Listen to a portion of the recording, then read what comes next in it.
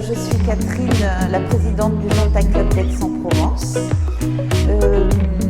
Je suis très heureuse de vous accueillir aujourd'hui pour ce colloque original, puisqu'on va débattre sur le dérèglement climatique et l'impact que ça a sur les femmes, plus particulièrement. Il y a pas mal de personnes qui ont posé des questions. Qu'est-ce que le Zonta ? On a mis une petite vidéo pour que vous puissiez vous rendre compte un petit peu. 2 mots sur le Zonta. On est une ONG internationale, un club service. Pour beaucoup, vous connaissez les Sœurs Optimistes, le Lions Club, le Rotary. Le Zonta, c'est la même chose. On est 30 000 femmes dans le monde entier, zontiennes, à œuvrer pour les femmes dans tout leur parcours de vie, c'est-à-dire au niveau des études. On délivre beaucoup de prix chaque année, des bourses d'études, des prix pour récompenser des femmes qui ont des projets professionnels ou qui font des hautes études. Et on lutte aussi contre toute forme d'injustice aux femmes et aux jeunes filles dans le monde. Donc on a un service de plaidoyer au travers de l'éducation aussi. On a des programmes de services internationaux pour aider aussi les femmes. Et localement, sur le France Sud, il y a 12 clubs de Zonta. Proche de nous, Aix, Martigues, Salon et Marseille. Et puis après Nîmes, Montpellier, Toulouse. Voilà, donc pas mal de zontiennes qui font beaucoup d'actions dans chaque localité. La petite vidéo, vous avez pu voir que sur Aix-en-Provence, on a pas mal de manifestations, de conférences et des événements plutôt distractifs comme le théâtre, le rallye, qui nous permettent de récolter des fonds et d'aider localement des associations qui sont très impliquées pour aider les femmes sur Aix-en-Provence et les environs. Voilà, donc je vais vous demander juste de penser à mettre vos téléphones sur avion. Voilà, on va commencer le colloque. Je vais laisser la place à Pierre qui va vous expliquer un peu le déroulement de la journée. Et je vous remercie beaucoup d'être présent aujourd'hui.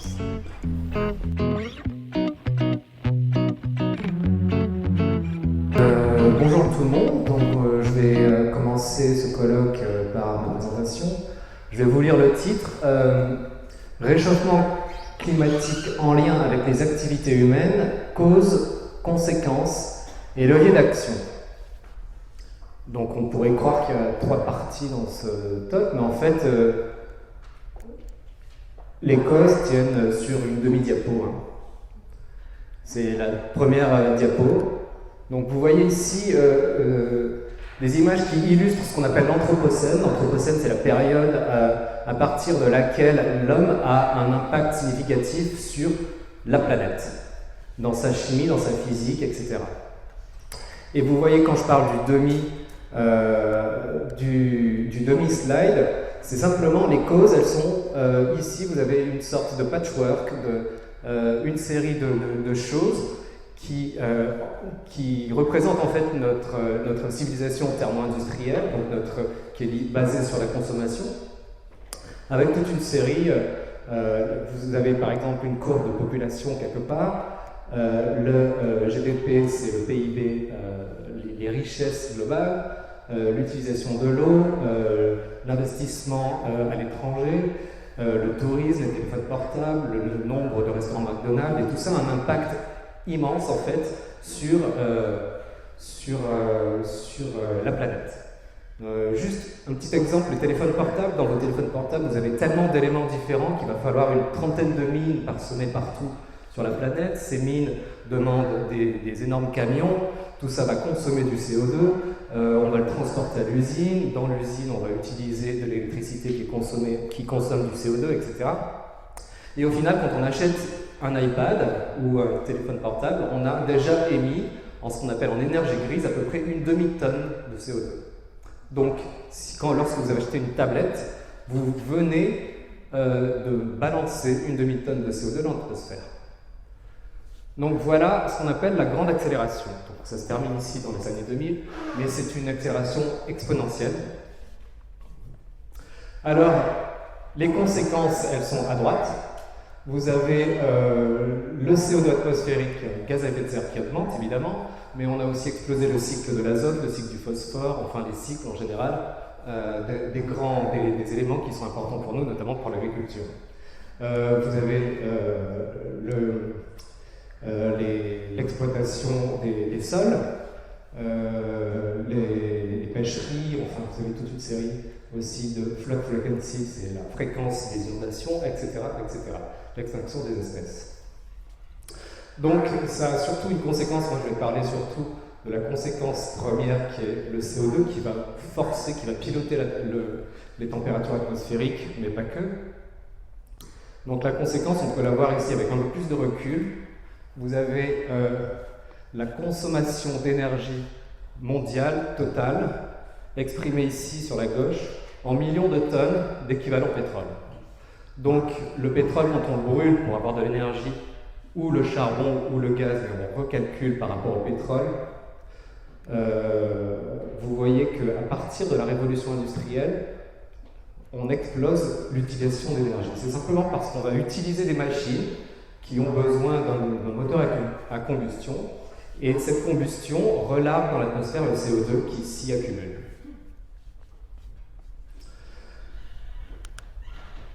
Quand je dis que le CO2 s'y accumule, vous avez ici des mesures de CO2 atmosphérique depuis la fin des années 50. C'est à Hawaï, donc c'est dans l'hémisphère nord au tropique, mais très très loin des perturbations anthropiques, parce que c'est au milieu de l'océan Pacifique. Ce qu'on voit ici, c'est mois par mois les mesures de CO2. Donc il y a des zigzags, ça c'est le cycle saisonnier, les arbres fabriquent leurs feuilles et qui à l'automne tombent et sont décomposés. Donc on relargue du CO2 à l'automne et on en pompe au printemps. Si vous lissez ça, vous voyez que les concentrations qui sont exprimées ici en partie par million atmosphérique passent d'environ 320 à un peu plus de 415, on en est à 415. Et il faut savoir qu'avant la période industrielle, donc pendant le 19e, au début du 19e siècle, on en était à 280. Donc on est passé en 150 ans, on va dire, de 280 à 415. Donc ça va très très très vite. On a mis dans l'atmosphère un excédent de CO2 qui est équivalent à ce qui se passe en 10 000 ans lors d'une déglaciation.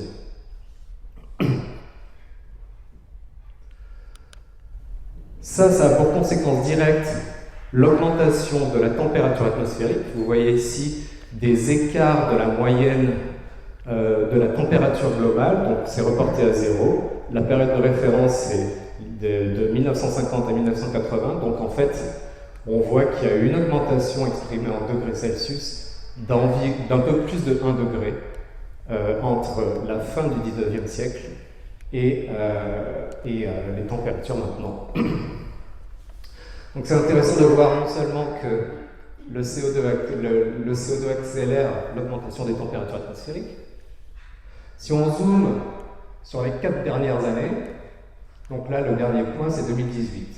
On n'a pas encore l'estimation pour l'année 2019 vu qu'elle est en cours. Et vous voyez ici les toutes dernières données des anomalies de température. Vous avez à peu près 1 degré ici. Tous les mois depuis le début de l'année 2015 sont aux alentours de 1 degré.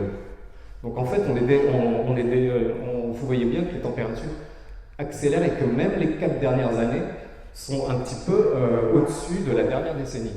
Donc en fait, les températures augmentent de plus en plus vite. Et vous voyez que juin et juillet de l'année 2019 sont les mois de juin et juillet les plus chauds jamais enregistrés. Si on regarde ce qui risque de se passer dans le futur, on peut faire des projections climatiques. Ça, c'est la projection qu'on appelle business as usual, c'est-à-dire on continue sur la trajectoire actuelle. Et vous avez ici l'estimation de l'augmentation des températures d'ici la fin du siècle. Donc on peut voir des choses intéressantes. Déjà, on réchauffe plus l'atmosphère aux hautes latitudes qu'aux basses latitudes. Ça, c'est un problème d'albédo. Quand on fait fondre de la glace, on va piéger plus le soleil qui chauffe, donc qui réchauffe plus vite les hautes latitudes. On réchauffe aussi plus les continents que les océans, parce que lorsqu'on réchauffe l'océan, on a de l'évaporation qui va prendre ce qu'on appelle de la chaleur latente. Donc en fait, quand on a un scénario comme ça, on augmente la température de 3 à 4 degrés d'ici 100 ans, mais en fait, à nos latitudes et sur les continents, c'est beaucoup plus. Donc ça va poser de sérieux problèmes à l'agriculture, par exemple en Europe. Ça, c'est pour les températures. Pour les précipitations, c'est beaucoup plus difficile de reconstruire, d'estimer l'évolution des précipitations que celle des températures.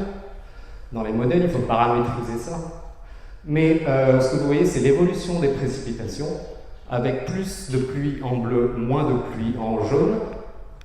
Ça, c'est une moyenne qui prend en compte plusieurs projections de plusieurs modèles. Et ce qu'on voit grosso modo, ça c'est un paradigme, on va dire, dans les modèles climatiques, qui s'appelle wet gets wetter, dry gets drier. Donc la répartition des changements de précipitation est très très mal répartie. Là, à l'équateur, vous voyez une bande bleue, là où il pleut déjà énormément, il va y avoir normalement plus de précipitations. Et au tropique, dans les zones tropicales, là où il pleut déjà assez peu, on va avoir encore moins de précipitations. Les autres conséquences directes, c'est simplement que cette augmentation de CO2, heureusement qu'on a l'océan, à peu près la moitié du CO2 est absorbé par l'océan, donc ce qu'on regarde dans l'atmosphère, il faut savoir que c'est ce qui reste, qui n'a pas été absorbé par l'océan ou par la végétation. La végétation absorbe aussi énormément de CO2. Par contre, vous voyez l'impact que ça a sur le CO2 dissous dans l'océan. Il augmente lui aussi, et comme le CO2 est un acide, il diminue le pH, ce qui acidifie l'océan. C'est une réponse de la chimie de l'océan qui est absolument inévitable. Donc, si on fait des projections sur ce qu'on appelle l'alcalinité de l'océan, c'est-à-dire à partir de quand l'océan va saturer en acide et ne plus permettre de calcifier par exemple les coraux ou le phytoplancton qui sécrètent des squelettes en calcaire. Vous voyez ici un article qui date de 2007, je crois. Les chiffres en blanc sont les concentrations en CO2 de l'atmosphère. 280, c'est avant la période industrielle. 380, c'était l'année où on a publié ce papier, donc c'était en 2007. Vous voyez déjà depuis, là on est à 415, donc ça va vraiment très très vite. Jusqu'à 500, 550, 650. Ce scénario à 500 ppm, stabiliser le CO2 à 500 ppm, beaucoup disent que c'était un scénario qui est absolument inatteignable, on va le dépasser largement, si on continue comme ça. Et vous voyez ici en couleur, toutes les zones en bleu sont les zones où, on va dire, l'acidité de l'océan, entre guillemets, est suffisamment et assez basse pour permettre le développement des coraux. Et dès qu'on passe dans le jaune, les coraux ne peuvent plus vivre. Donc en fait, ce que vous voyez, la disparition des couleurs bleues sur ces scénarios, c'est que les coraux, il faut oublier. On ne peut plus non plus synthétiser du calcaire quand on est du phytoplancton ou du zooplancton et qu'on est à la base de la chaîne alimentaire, on ne peut plus non plus synthétiser son squelette. Donc cette acidification va impacter très très fort les écosystèmes marins. Et ça, c'est dans les tuyaux. Autre chose, évidemment, si on choque la planète, on va fondre les glaces. Vous voyez ici l'évolution du niveau marin depuis 1993. Ce sont des données satellitaires, donc c'est extrêmement précis. On en est à une augmentation annuelle d'environ 3,3 mm par an. Ça accélère. C'est très mal réparti sur la surface de l'océan. Il y a des endroits où ça va plus vite, il y a même des endroits où le niveau local baisse. Mais il faut savoir que ces 3,3 sont associés au moins par moitié à la dilatation de l'océan. Si on réchauffe l'océan comme dans un thermomètre, le volume de l'océan augmente. Et l'autre moitié, c'est simplement la fonte des glaces continentales qui va remplir la baignoire. Alors, les projections qu'on voit dans le GIEC, souvent, elles ne prennent pas en compte non plus la déstabilisation des calottes.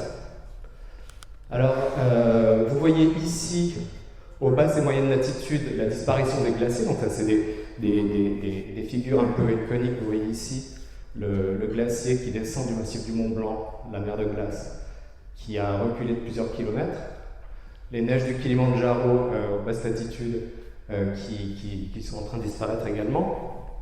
Bon, c'est plus problématique dès qu'on regarde un petit peu aux hautes latitudes, parce qu'évidemment les glaciers aux hautes latitudes sont beaucoup plus volumineux. Vous avez ici un glacier en Alaska qui a reculé énormément. Vous avez ici une image d'un glacier qui est le Jakobshavn au Groenland, avec la vitesse de recul qui s'est effectuée tout au long du XXe siècle, et en 10 ans, vous voyez que ça a reculé de tout ça. Donc en fait, en une décennie, on a reculé quasiment autant qu'en un siècle, donc le recul du glacier accélère, et ça, au Groenland, c'est quelque chose qui s'observe de plus en plus. Vous voyez ici aussi en Antarctique, une plateforme glaciaire qui s'est désintégrée en péninsule antarctique. Donc en fait, ce qu'on voit là, c'est un glacier qui termine dans l'océan, qui est posé sur l'océan, qui a plusieurs dizaines de mètres d'épaisseur, et puis il s'est effondré parce qu'il est en fait fondu par en dessous, parce que les eaux de l'océan se réchauffent. Et puis quand vous avez ici plusieurs dizaines de mètres d'épaisseur de glacier, ici vous pouvez nager en kayak. Donc en fait, toute cette plateforme s'est effondrée. Le problème, c'est que cette plateforme, c'est un bouchon pour toute la calotte qu'il y a derrière, la calotte de l'Antarctique de l'Ouest. Et quand on enlève le bouchon, d'un coup, les glaciers se mettent à fluer beaucoup, beaucoup plus vite.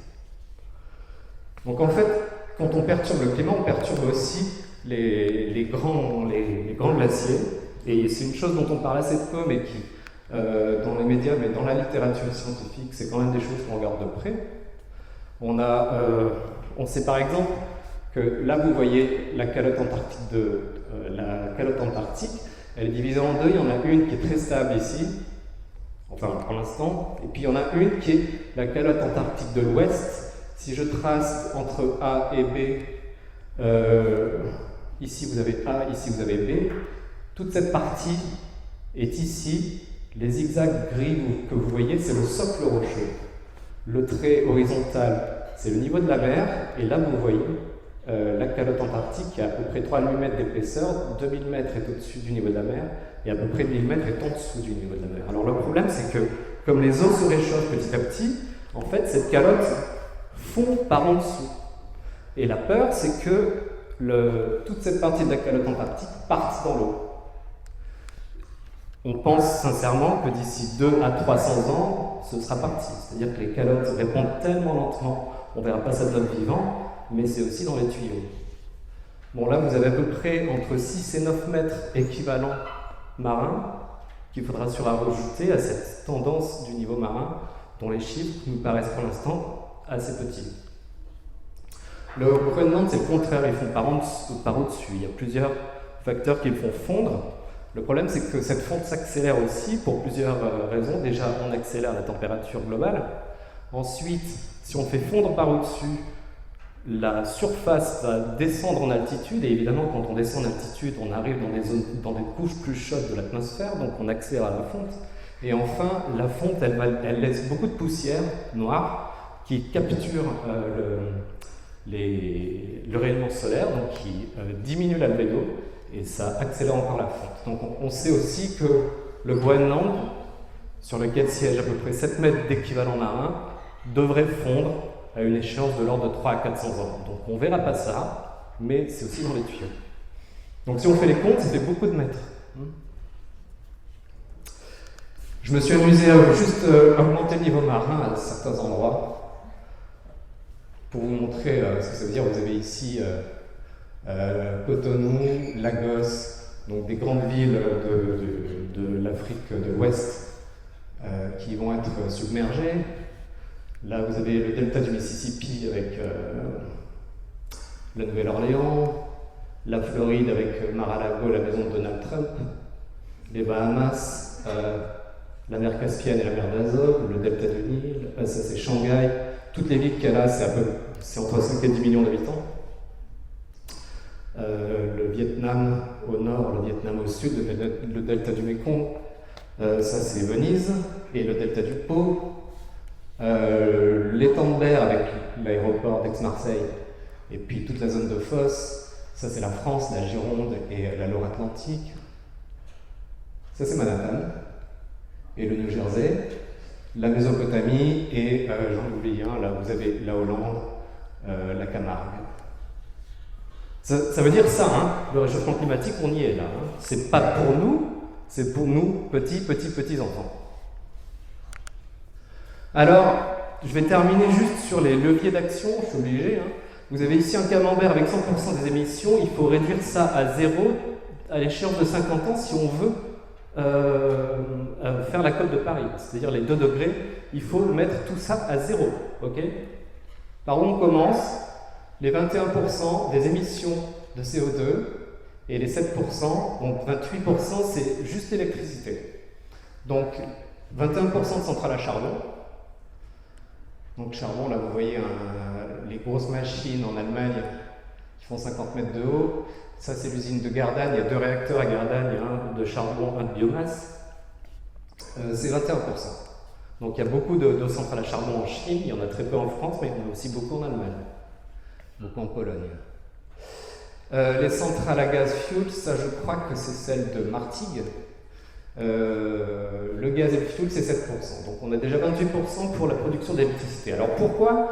Juste, je vous montre comment on fait de l'électricité. C'est juste un moteur électrique qui tourne à l'envers. Normalement, l'électricité fait tourner un moteur, et un moteur, c'est rien d'autre qu'un fil électrique qui est traversé par des électrons et qui fait tourner un aimant autour. Si vous faites tourner un aimant autour d'un fil électrique, vous allez envoyer des électrons et fabriquer de l'électricité. Donc en fait, il faut bien comprendre que pour fabriquer de l'électricité, il faut juste faire tourner une turbine. Les électrons vont sortir de la turbine. Pour tourner la turbine, un peu comme sur un vélo, avec une dynamo. Pour faire tourner une turbine, soit on utilise le vent, soit on construit des barrages, et les turbines qui sont traversées par un flux d'eau vont produire de l'électricité. Vous avez le barrage de Bimont ici.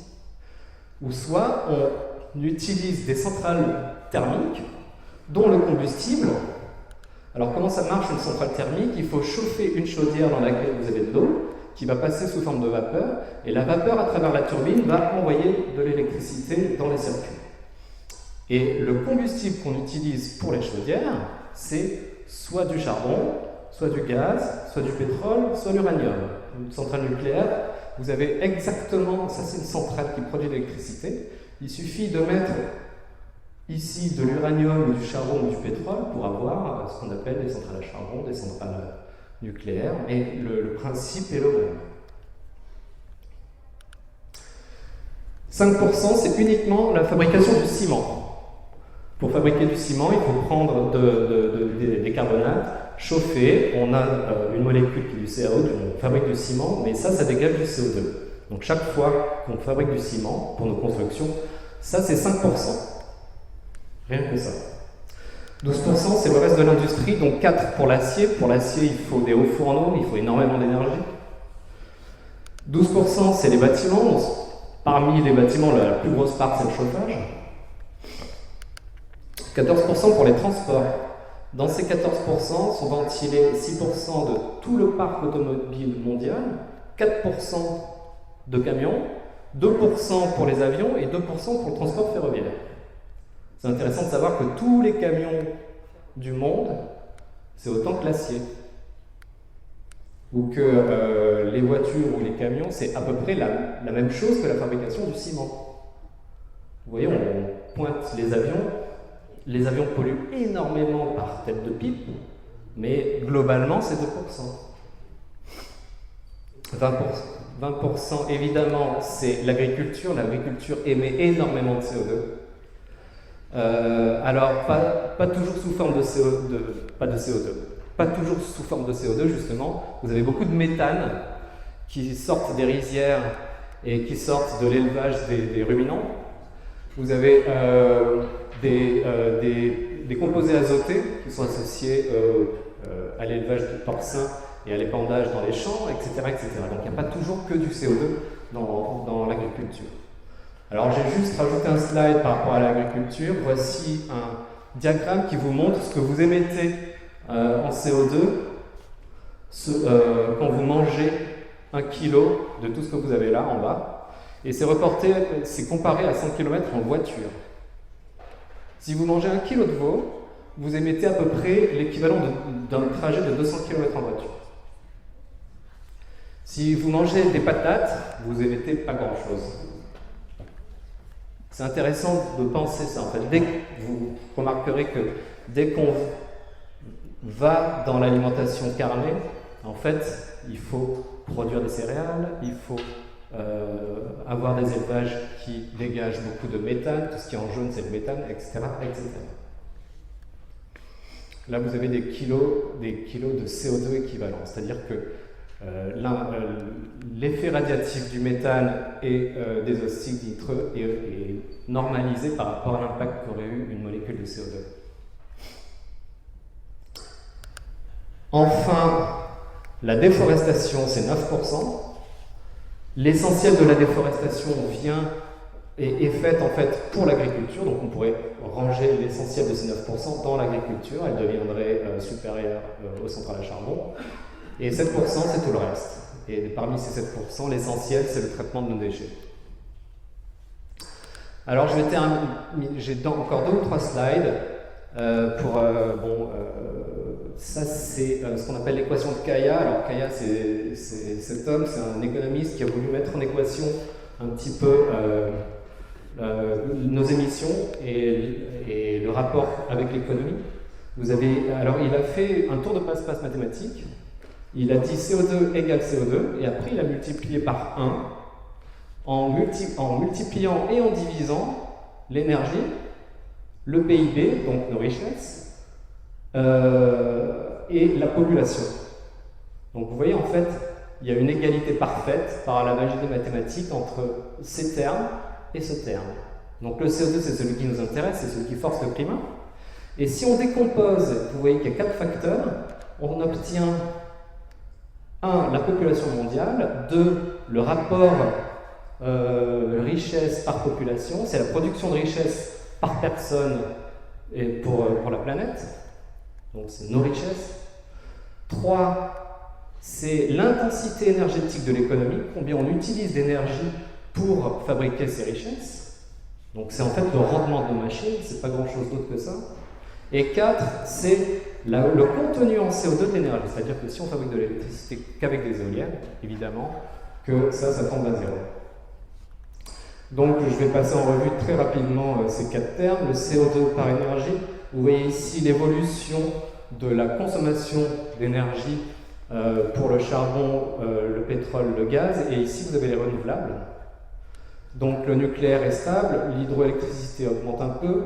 Là, vous avez les éoliennes et les panneaux solaires.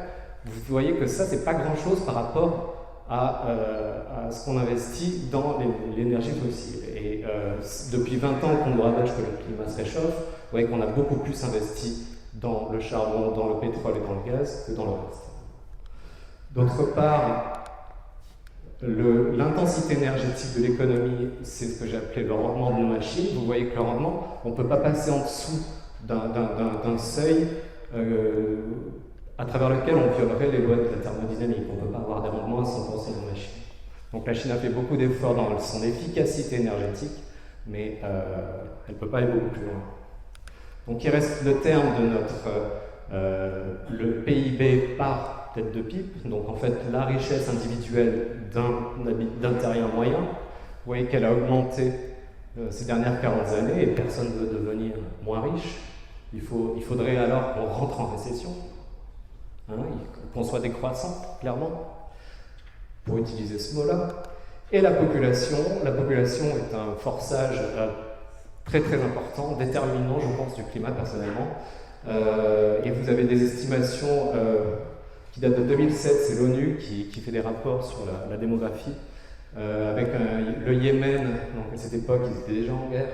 On s'attend à peu près, c'est les scénarios médians, à 100 millions d'individus en 2100, le Nigeria, 731 millions de Nigérians d'ici 2100, donc une multiplication par 5 à peu près. Le Malawi à 129 millions, etc. Juste pour des ordres de grandeur. Donc, ça c'est mon dernier slide. Il y a quelque chose d'intéressant, on peut voir les choses de manière un peu orthogonale, et il y a un projet qui s'appelle le projet Drawdown, c'est un écologiste qui s'appelle Paul Hawken aux États-Unis a listé tous les leviers les plus efficaces qu'on pouvait directement faire de manière pragmatique et facile pour éviter de consommer des gaz à effet de serre, en fait. Donc, bizarrement, le plus efficace, c'est les gaz réfrigérants. Donc, toutes nos climatisations, en fait, ont des gaz réfrigérants qui sont immensément plus efficaces pour l'effet de serre que le CO2. Donc, si on arrivait à recycler ces gaz, donc ce qu'il y a dans nos clims, ce serait déjà très, très bien. On pourrait éviter 89, ça c'est des milliards de tonnes de CO2. C'est beaucoup. Ensuite, ça, ce sont les éoliennes. 3, c'est réduire le gaspillage alimentaire. C'est quand même fou que le troisième levier soit le gaspillage alimentaire. 4, être végétarien ou être vegan, baisser l'impact de notre alimentation carnée, c'est en numéro 4. Vous voyez aussi les forêts tropicales, le land use, donc la déforestation des tropiques. Et il y a deux choses intéressantes, l'éducation des femmes et le planning familial. Et si vous ajoutez ces deux chiffres, alors déjà, si vous faites ça, vous réglez sérieusement le problème de la surpopulation. Et si vous ajoutez ces deux chiffres, ça devient le premier levier. Donc ça, c'est intéressant aussi de garder ce genre de chiffres. Donc vous pouvez aller, si vous voulez, sur ce projet de Rodin. C'est très intéressant, c'est très bien illustré. En plus, les calculs sont faits pour qu'il n'y ait pas d'interaction entre chaque levier, donc il n'y a pas de redondance, on ne va pas compter 2 fois le CO2 là-dedans. Et voilà, donc j'ai terminé, et ils ont un très beau site, et sur ces 2 trucs, ils illustrent ça. Donc j'ai trouvé ça mignon, donc je l'ai laissé. Voilà.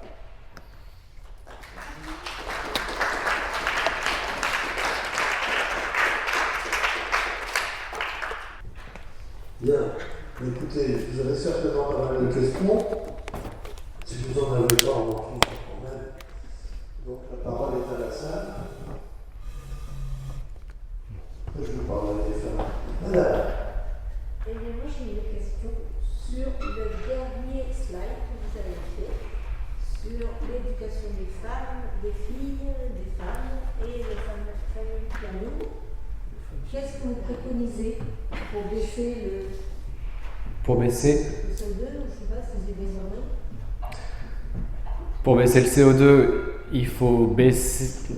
il faut ralentir la démographie galopante. En fait, quand je liste les pays qui vont exploser, ils n'ont pas opéré leur transition démographique. Et comment vous ralentissez?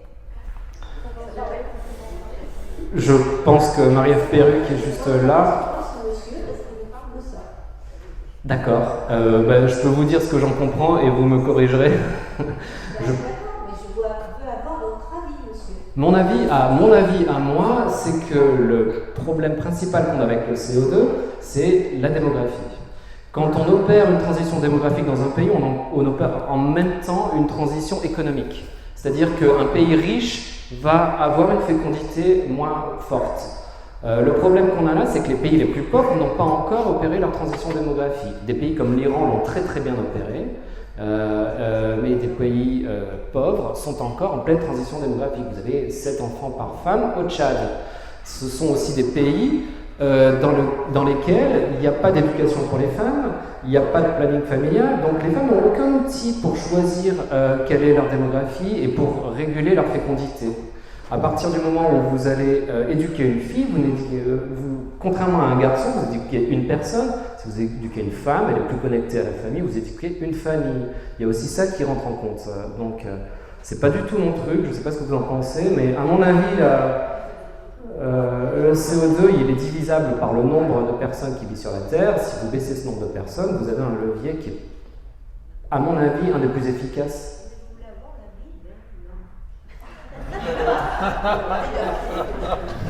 Ah, c'est bon ça. Moi, je pense que c'est... Je suis scientifique, je vois ces chiffres, j'ajoute, je me rends compte que c'est le levier principal et je comprends que ça fixe la population. Voilà. C'est comme le nucléaire, ça tend tout le monde, mais je comprends que ça enlève du CO2.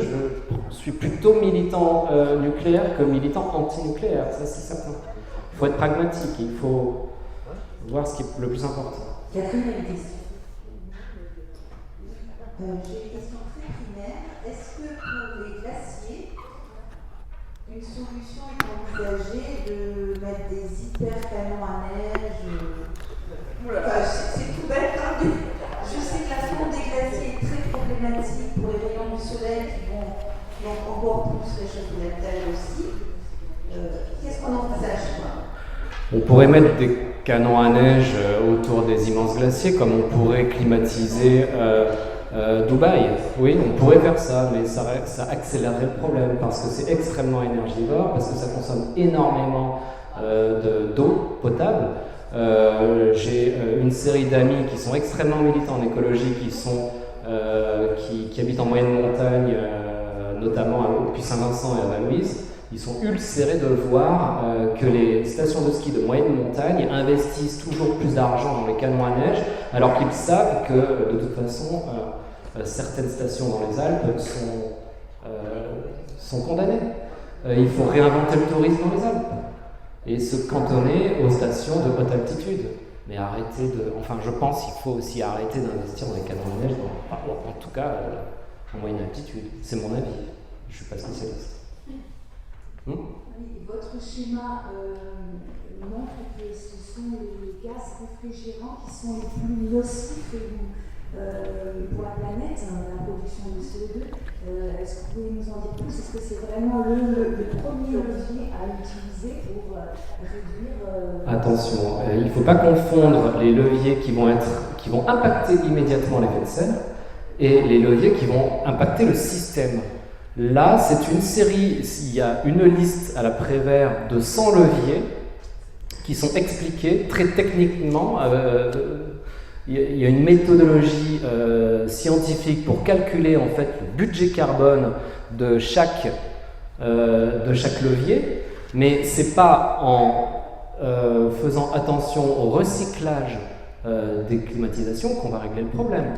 Ça, vous avez ici 89 milliards de tonnes de carbone, mais c'est lissé sur des décennies. Donc ça ne résoudra absolument pas le problème. On a un problème qui est globalement beaucoup plus important. Il faut de toute façon réduire l'effet de serre, donc les émissions de gaz à effet de serre. Et comme ces gaz réfrigérants sont extrêmement efficaces, ils absorbent énormément le rayonnement infrarouge qui est émis par la Terre, ne fixer que cette histoire de recyclage des climatisations qui explose en fait justement avec le réchauffement climatique, ce serait déjà quelque chose de très bien. Et quand vous avez eu, je me suis amusé à regarder le nombre de recherches sur Google juste avant la canicule de juin, quand elle était annoncée 3 jours avant, le mot climatiseur augmenté. Donc en fait, c'est comme si on se tirait une balle dans le pied. On a une planète qui se réchauffe et on va acheter de plus en plus de climatiseurs. Pour quoi faire? Pour avoir en fait des machines qui utilisent de l'électricité et qui vont fuiter du gaz de manière inexorable. Il y a déjà plus de gaz dans ma clim, dans ma voiture, et je remets pas de gaz. Et ils rejettent d'ailleurs de la chaleur à les climatiseurs. Oui, ce sont des gaz qui sont compressés. Et en se compressant et en se dilatant, c'est comme quand vous pompez une pompe à vélo. Vous chauffez la pompe à vélo parce que vous compressez le gaz. Il y a une loi physique qui dit que la pression et la température d'un gaz est proportionnelle. Si vous compressez un gaz, il s'échauffe. Si vous le dilatez, il se refroidit. Donc en fait, c'est ça, c'est un compresseur. Mais plutôt que mettre de l'air, avec les gaz réfrigérants sont beaucoup plus efficaces que l'atmosphère. Donc on met des gaz réfrigérants. Donc en fait, vous refroidissez d'un côté en dilatant, et puis au moment où vous compressez, vous sortez la chaleur. Mais comme il faut dilater, on ne peut pas dilater en permanence, il faut recompresser à un moment et faire un mouvement va-et-vient. Donc, selon si on dirige le froid ou le chaud à l'intérieur ou à l'extérieur, oui, si on climatise les rues de Dubaï, il y a quelque part où la chaleur devra partir, c'est sûr. Donc c'est pas nocif d'avoir des climatiseurs. Non. Pour le climat, oui. Monsieur qui a une question. Après, j'en aurai une qui m'a dit. Juste deux observations. Je pense que, point de vue agriculture, il y a agriculture et agriculture. Je veux dire, est-ce qu'on parle d'agriculture industrielle ou est-ce qu'on parle d'agriculture paysanne? C'est deux choses totalement différentes parce que la première, celle que l'on vit actuellement, est source de réchauffement climatique en dehors des pesticides, des herbicides, des sites courageux, c'est les transports de camions, c'est les transports de camions, etc. La deuxième observation, c'est le mot richesse. Il y a des richesses économiques, financières, il y a aussi des richesses humaines. Donc je pense que les richesses humaines devraient croître et les richesses économiques et financières devraient nettement décroître. Merci. Je suis tout à fait d'accord. On a compris richesse économique, mais pas le mot Humaine. C'est un peu philosophique. On va peut-être faites un bloc des questions là. Donc, le monsieur avec son agriculture, c'était des observations, c'était pas des questions. Vous nous avez dit tout à l'heure que plus le pays était riche, moins il y avait d'enfants. Moins il y avait, pardon. D'enfants, c'est-à-dire qu'on avait. Oui, c'est un raccourci très direct. Je pense que Marie-Ève Perret pourrait dire si j'avais raison de dire ça ou pas. Mais dans le même temps, pour augmenter la richesse des gens qui vont avoir moins d'enfants, est-ce qu'on ne crée pas un contre-courant qui augmente effectivement le CO2 et vice versa? Est-ce que j'ai été clair dans la question? Oui, j'ai envie d'être moins clair que vous dans ma réponse. Si on regarde l'avenir en se plaçant déjà dans 200 ans, on peut aussi se dire qu'on va de toute façon manquer de ressources. On a passé le pic de pétrole en 2004, on passe les pics de cuivre, de nickel, de lithium dont on a besoin pour faire les batteries, des turbines, des éoliennes, etc. Donc de toute façon, le CO2 est un stock dans lequel on puise, il va revenir à zéro. Vous voyez que du coup, avec l'équation de Kaya, les mathématiques, on ne peut pas se battre contre. La population va baisser, la richesse va baisser de manière subie. Donc, je ne sais pas si je réponds du coup à votre question de manière satisfaisante, mais nécessairement et inexorablement, nos richesses vont baisser parce qu'on va manquer. La Terre est finie. Les modèles économiques sont basés sur une Terre dans laquelle les ressources ne sont pas bornées, mais la Terre est bornée, elle n'augmente pas son volume. Donc, nécessairement, à un moment, même si tout le monde voudra avoir un smartphone et que la population explose, la population va s'autoréguler d'une manière probablement brutale, je ne sais pas. Comme les animaux. Comme les animaux, comme les lemmings.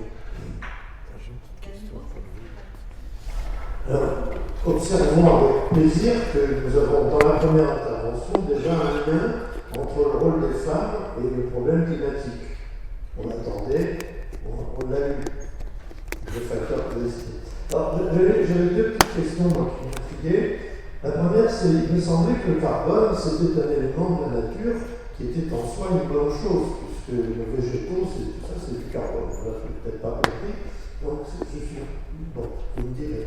La seconde chose, c'est quand j'étais enfant, il me semblait avoir entendu que le mot Groenland, Greenland, c'était une terre verte. Quand Éric le Rouge a découvert le Groenland, le navigateur danois, c'était des prairies. Donc il faisait plus chaud au Groenland qu'aujourd'hui.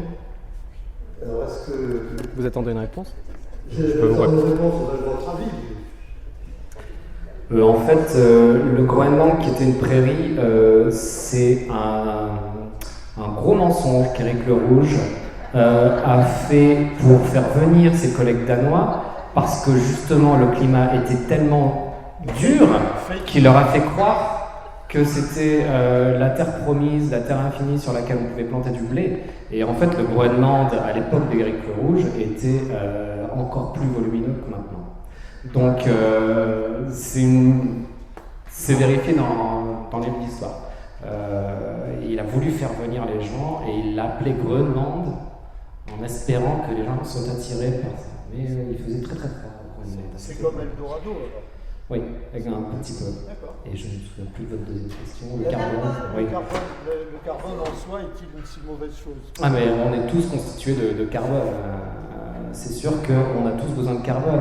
Après le problème c'est que si le carbone qu'on a dans l'atmosphère dérégule le climat, et si on a des températures qui rendent quelque part à la Terre de moins en moins hospitalière, bon, c'est arrivé sur Vénus, elle est devenue inhabitable, mais on est aussi des êtres vivants qui ont besoin d'un biotope à une température moyenne planétaire relativement stable, et pour que la vie se développe et que les écosystèmes dont on dépend se développent. Alain, tu as posé une question, une dernière question, parce qu'après nous avons une intervention qui répondra aux questions démographiques. L'estimation des scientifiques sur les ressources de la Terre. Sur les ressources. Oui. Vous vous trompez chaque fois. Pardon. Vous vous trompez chaque fois. À savoir, pour le pétrole, on avait prédit qu'en 2040, on avait des banques de pétrole, on trouve tous les jours des quantités de plus en plus importantes en mer du Nord, dans des conditions sans doute plus difficiles d'exploitation. Est-ce que c'est pas la même chose pour tous les autres produits, le lithium, toutes les ressources de la Terre, où on a une vision aujourd'hui pessimiste, mais chaque fois qu'on avance dans le progrès, qu'on a des moyens d'investigation plus grands, on trouve des quantités de plus en plus grandes. Donc, est-ce qu'il y a vraiment un risque de ne plus avoir de ressources sur Terre, même si le nombre d'habitants passe de 10 milliards à 15 milliards? C'est pas un risque, c'est une certitude. Les mathématiques sont assez têtues. Si vous avez un stock dans lequel vous puisez, vous passez un pic et vous revenez à zéro. Il n'y a plus rien à la fin. À moins d'avoir un recyclage efficace à 100%, mais vous avez toujours des pertes, et vous le savez aussi bien que moi, il n'est absolument pas possible mathématiquement de prédire une non-pénurie. Le pic de pétrole conventionnel a passé son pic en 2004.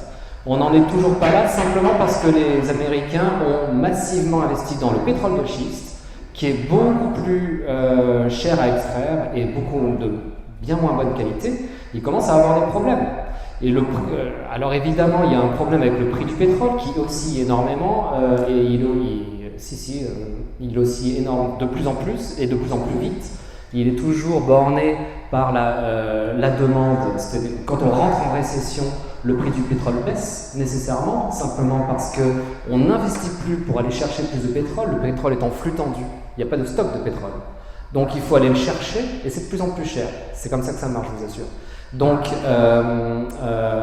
le prix du pétrole baisse pendant une récession. Puis après il réaugmente, et comme il réaugmente, l'économie en fait recroît parce qu'on a du pétrole dans le marché. Donc c'est pas l'offre et la demande qui fait augmenter ou baisser, c'est simplement le retour sur investissement qu'on va aller chercher. Il restera toujours du pétrole, mais il sera beaucoup plus cher d'aller le chercher que de le vendre, simplement parce qu'il faudra aller à 1000 mètres sous l'océan. Donc oui, à un moment on va manquer de tout. Le lithium, c'est un gros problème parce qu'on en a besoin pour les batteries. Si la France utilisait du lithium pour faire les batteries uniquement pour les voitures, pour remplacer tout son parc, il devrait mettre la main sur 80% des réserves connues de lithium planétaires. Ça, c'est pour le lithium. En France, ok? Donc c'est pas possible. On a des ressources qui manquent de toute façon. La Terre, comme on la connaît nous en France, c'est pas une planète qui est tenable comme nous on vit dans notre pays. C'est pas tenable avec une planète à 12 milliards d'habitants. Ça, c'est pas possible. Bien. Dernière question, s'il vous plaît. Puisqu'on va manquer de tout, j'imagine que l'homme ne reste pas en homme, nous allons nous battre pour ce qui va rester. Donc je voudrais savoir s'il était prévu des guerres civiles, des épidémies. Et demain matin, ça commence. Voilà. En mars, un samedi matin, je fais un colloque sur le climat et les risques de conflit pour une association de légionnaires anciens combattants. Je vous y invite, c'est à Marseille. Excellent. Est-ce qu'on tient compte de cette dimension? Pardon? Oui. Les printemps arabes en Syrie, c'est ça. C'était en 2009-2010. Ça suivait une crise économique. Les gens n'allaient plus en Tunisie. Alors, au Maroc, il y a de l'agriculture, mais ils n'allaient plus en Tunisie, ils n'allaient plus en Égypte. Donc, on a eu une récession économique grave à cause de la crise économique parce que les Européens n'allaient plus dans ces pays. Et ça a été suivi par une sécheresse violente en Europe. Comme vous avez l'essentiel du blé qui est exporté de l'Europe vers les pays voisins, on va dire, par la Russie, d'un jour à l'autre, le prix du blé a explosé en Russie. Et les gens ont eu faim en Tunisie et en Égypte. Et ça, c'est le printemps arabe. C'est pas Bouteflika était là depuis très longtemps. Il a fallu que les gens aient faim. Donc voilà, par exemple, un conflit qui est au croisement d'une crise économique et d'une crise climatique.